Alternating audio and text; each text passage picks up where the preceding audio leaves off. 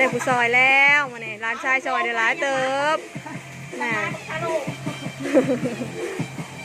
ขอเพื่อนน้องสาวมาซอยล่างเถอะง้อม่วนนะเว้ยนะ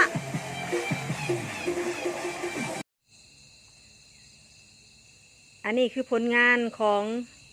ครอบครัวน้องสาวน้องเคยมาซอยมานี่อันนี้ก็แม่นอันนี้ก็แม่น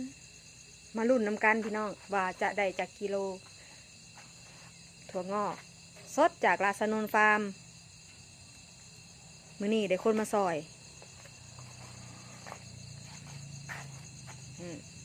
อันนี้ก็แม่นขอบใจครอบครัวน้องสาวแล้วก็น้องเคยมาซอยล่างถั่วงอกจนสำเร็จถั่วงอกหนาหนาวพี่น้องการปลูกถั่วงอกเป็นพืชมหัศจรรย์สามารถให้คนในครอบครัวมีกิจกรรมร่วมเหมาะกับทุกคนทุกเพศทุกวัยในครอบครัวเลยพี่น้องไผกระล่างได้เล็กน้อยกระล่างได้เฮ็ดให้ครอบครัวเฮามีความสนิทกันเพิ่มขึ้นอีกพี่น้องมาถามรุ่นน้ำกันว่าครอบครัวน้องสาวมาซอยมื้อนี้เฮาจะได้ถั่วงอกจักกิโล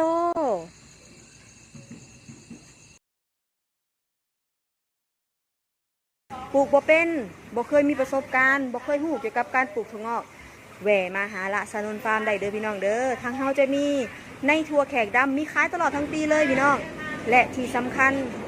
ประสบการณ์จริงที่ทางลาซานนฟาร์มถ่ายทอดให้พี่น้องก็คือทางเฮาเองก็ปลูกถั่วงอกสิ่งเดียวกันพี่น้องให้คำแนะนำดูแลตลอดอายุการปลูกถั่วงอกเลยพี่น้องเขาจะมีแป้งกันชราชีบัว